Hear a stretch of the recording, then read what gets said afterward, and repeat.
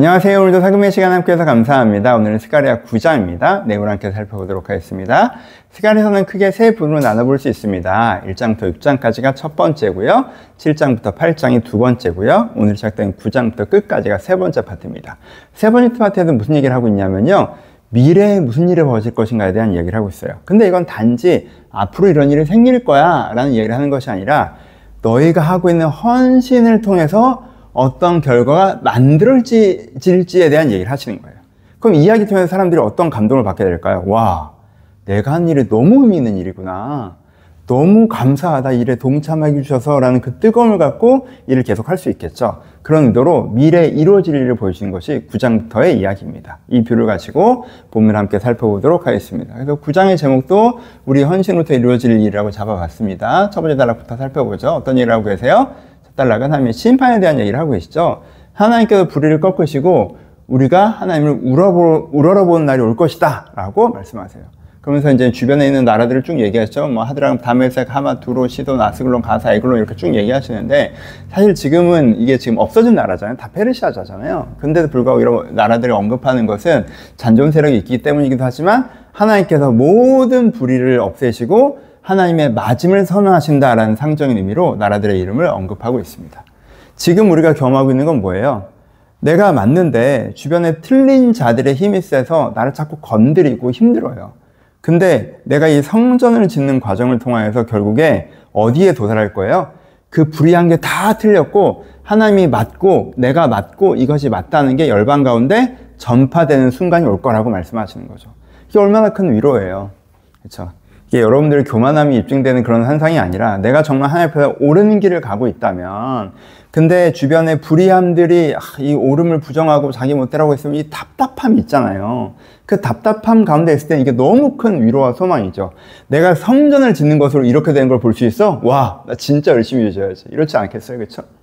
두 번째 단락에서 무슨 얘기를 하고 계십니까? 나귀를 타실 오실 왕에 대해서 얘기하고 계시죠. 이거 유명한 구절이죠. 그렇죠? 여기 나와요. 크게 기뻐하라 공의와 구원을 이루실 왕이 오신다. 그 왕이 오신. 그 왕은 어떤 왕이에요? 겸손하여, 온유하여라고 번역해도 돼요. 나귀를 타고 오신다 라고 얘기해요. 그래서 전쟁이 아닌 화평을 땅끝까지 이루시는 왕이 오신다 라고 얘기합니다. 여러분, 이제까지 이 사람들이 경험했던 제국을 세우는 왕은 어떤 왕이에요? 전쟁 영웅이죠. 다 싸워서 이겨서 상대방을 초토화시키고 그냥 바벨론으로 그냥 통합시켜버리는 거예요. 페르시아로 통합시켜버리는 거예요. 이게 그 사람들이 경험했던 제국이고 왕이에요. 큰 나라를 세우는 왕. 근데 정반대를 얘기하죠. 이게 사실 상상이 잘 안 돼요. 전쟁을 안 한다고? 싸워서 이기는 게 아니라고?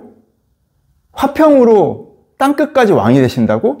어떻게 하시는 건지 잘 모르겠는데 와, 어찌됐건 이 사랑으로 말미암아 세상을 변화시키는 그 왕이 오셔서 인류를 변화시키신다는 얘기구나. 우리가 이 일이 이루어지는데 초석을 닦고 있는 거구나. 와, 정확하게는 모르겠지만 너무 대단한데? 요 느낌이죠. 그렇죠? 그 당시 사람들이 읽을 때. 그렇죠? 그래서 나귀를 타고 오신다고 하는데 나귀는 이제 약간 험불함의 개념보다는 그 당시에 전쟁 시에는 준말을 타고 왕이 달리는데요. 화평한 태평성대가 돼서 왕이 시찰을 할 때는요. 나귀를 타고 다니기도 했어요. 그래서 이제는 왕이 나귀를 탄다는 건 이것이 얼마나 평화의 시기라는 것을 표현하는 거죠. 그리고 그것은 이제는 이 도시에 뭐 부족한 거 없니? 필요한 거 뭐니? 와, 저희 왕 사랑해요. 요거 하려고 하는 거니까 이 모습 자체가 뭘 표현하는 거? 이 모습 자체가 뭘 표현하는 거예요? 그가 사랑으로 세상을 통치해 나가시는 성군의 모습으로 표현되는 부분이에요. 그러니까 이런 세상을 만드는 거에 내가 지금 참여하고 있다라고 말씀하는 거죠. 그래서 그 당시 사람들은 좀 막연하지만 너무 아름다운 그림인데 라고 했고 우리는 이것을 예수 그리스도로 이제 해석하고 온전히 알고 있죠. 그렇죠? 예수님께서 전쟁 영웅으로 때려잡아서 하신 것이 아니라 십자가의 능력으로 사람들을 변화시키시고 정말 하나님의 나라를 이 땅에 세워내셨잖아요. 그것들에 대해서 얘기하고 계신데 이 일에 참여하는 일을 이 스가랴의 성전을 짓는 것으로 그 사람들이 했었던 거죠. 그렇죠? 그래서 세 번째 단락은 그래서 너희 헌신으로 말미암아 뭐가 이루어져요? 잘못된 것들은 무너지고 아름다운 것이 세워진 일이 이루어진다 라고 얘기하는 것이 이제 9장의 전반부입니다. 그리고 세 번째 단락의 후반부인데 세 번째 단락 너무 좋아요. 그래서 이걸 얘기하면서 스가랴가 간단하게 다시 한번 설교를 하고 있는데 뭘 얘기하냐면 너희가 정체성을 분명히 하고 하나님 일에 헌신할 때 그의 영광을 너희가 만날 것이다 라는 얘기를 하고 있어요.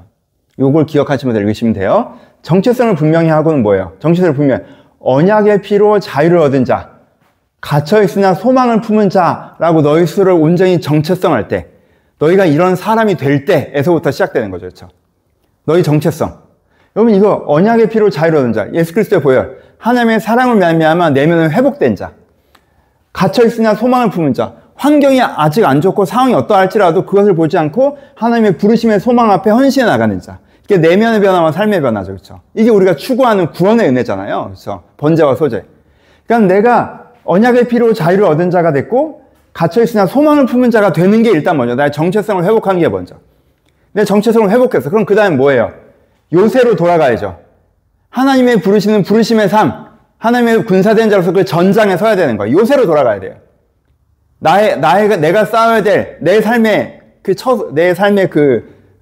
전투, 그 장면을 내가 들어가는 거죠. 그렇죠? 요새로 돌아가야 돼요. 하나님의 칼이 되어서 헬라와 싸워나가야 됩니다. 여기서는 헬라는 이제 다니엘의 예언까지 포함해서 단지 현재 페르시아나 이런 걸 개념하는 게 아니라 악한 세력 전체를 이제 상징하는 바가 되죠. 그래서 하나님의 사람으로서 악한 세력 권세와 싸워가는 자리에 영적 전쟁에 내가 서야 돼요. 그러면 어떻게 된다? 상속자의 지분을 얻는다고 얘기합니다. 갑절을 얻는다고 표현되어 있어서 갑절을 얻는다의 정확한 뜻은 상속자의 지분.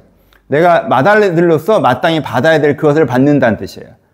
그러니까요, 내가 정체성을 분명히 하고 써야 될 자리에 설 때, 내가 정체성을 온전히 회복하고 은혜를 받고 여러분들이 하나님이 부르신 영적 전쟁에 동참할 때 여러분들이 누려야 될 그 하나님께서 주신 하나님의 아들로서 누려야 될 그것들을 온전히 누릴 수 있다는 거예요. 그리고 뭐예요? 이게 우리가 우리의 싸움에서 승리할 거죠. 하나님께서 목자 되시고 하나님께서 호위하시기 때문에 안 져요. 그렇죠? 승리하실 거예요. 그리고 왕관의 보석과 같이 빛날 것이다 라고 하고 우리의 영광이 온전히 드러날 것을 얘기하시고 또 그의 형통함이 그의 아름다움이 얼마나 큰지라고 막 이렇게 스가랴가 표현하잖아요. 그러니까 뭐예요? 그의 존재와 삶이 완전히 회복된 거죠. 그의 형통함, 삶의 회복, 그의 아름다운 존재 회복. 스가랴를 볼 때, 와, 야, 너무 아름답다, 저 사람. 너무 아름답다, 저 형통함. 이렇게 표현할 그런 것들이 이루어진다는 거예요. 그러니까 우리에게 뭐가 제일 중요해요? 정체성을 회복하는 게 일단 제일 중요하겠죠. 내가 이것만 해도 막 설교지. 이 표현이 너무 좋지 않아요? 표현 그대로 여러분 묵상하세요. 말씀을 그냥 곱씹으면서 언약의 피로 자유를 얻은 자, 여러분들이 그런 사람 있잖아요. 예수의 은혜로 내면의 회복, 하나님의 사랑으로 영혼의 회복, 갇혀있으나 소망을 품는 자. 우리가 언제 현재 환경으로 현실을 보는 사람입니까? 소망으로 현실을 보는 사람이지. 그쵸? 딱 이 두 마음을 딱 받고, 아, 그치. 내가 이런 내면의 회복을 갖고 삶에 대한 시선을 갖고 있어. 그럼 어떻게 해야 돼? 내가 오늘 서야 될 삶의 자리에 딱 서는 거지. 그래서 싸우는 거야. 그럼 어떻게 된다는 거야? 이렇게 된다는 거예요. 그쵸? 이걸 왜 안 해?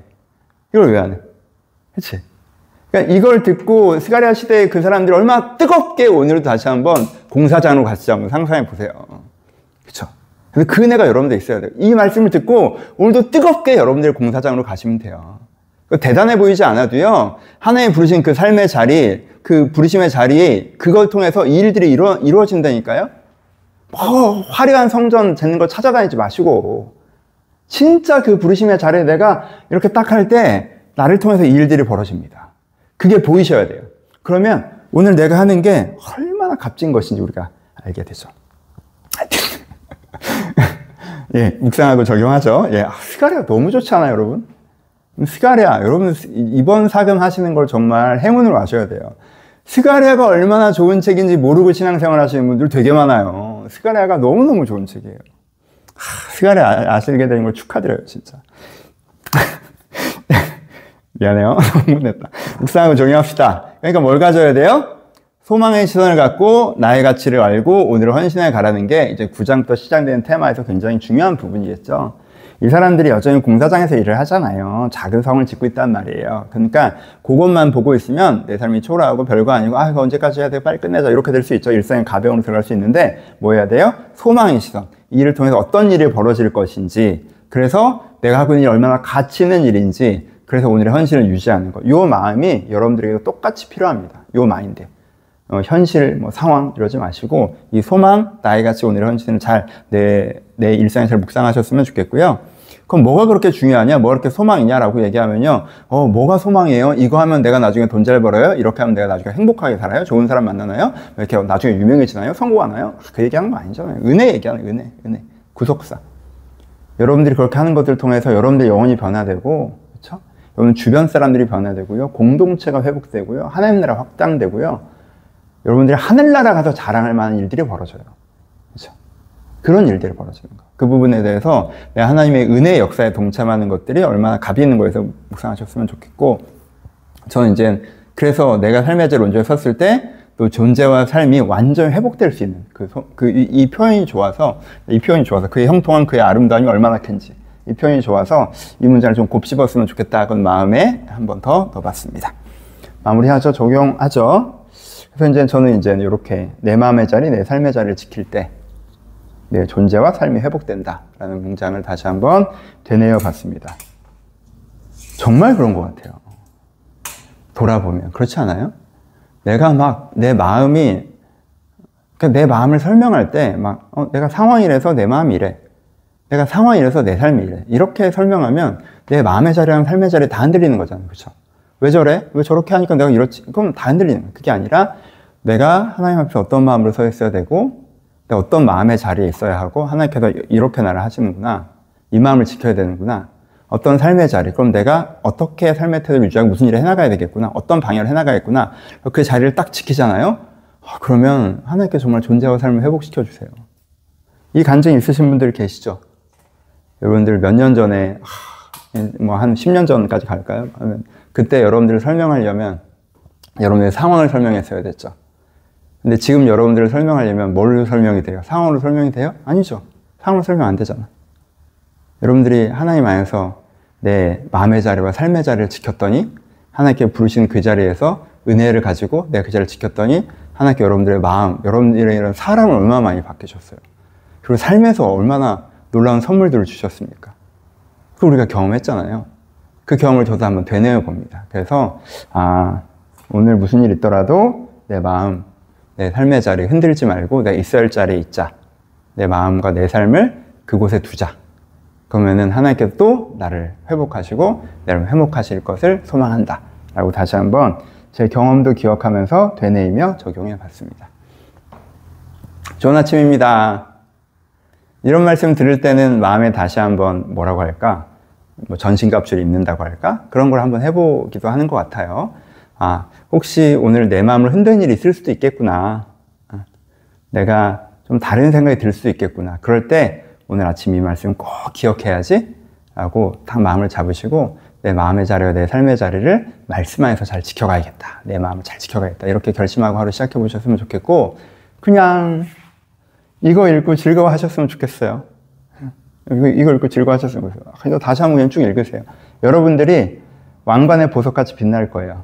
상속자의 지분을 얻을 거예요. 승리할 거예요. 여러분들의 형통함과 아름다움이 얼마나 큰지 이 얘기를 들을 수 있어요. 내가 정체성을 분명히 하고 싸워야 될 싸움을 싸울 때. 여러분들 그냥 이 말씀이 여러분 마음에 좀 새겨져서 좀 깊으셨으면 좋겠어요. 저 읽으면서 되게 좋았거든요.